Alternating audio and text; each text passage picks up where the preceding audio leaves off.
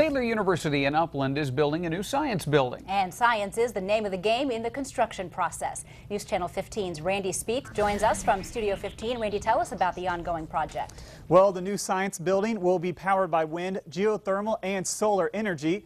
The green energy is already being used during construction. A pair of 50-kilowatt wind turbines are getting their blades put on over the next couple of days. The windmills will go online by the end of the week and will begin to assist the project immediately. Electricity generated will be used by construction crews for drills, lights, and other equipment in and around the building. The building planners wanted to put an emphasis on using sustainable energy sources in the design of the building, and it only makes sense that the construction process follows that same motto.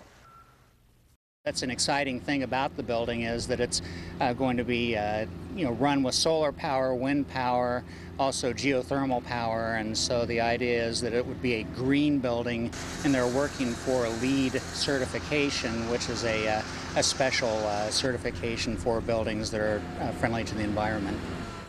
Now, the wind turbines were made just down the road from Upland and Fairmont.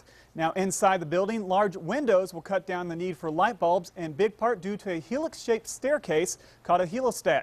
It will have a glass rooftop with mirrors reflecting down light into the hallways.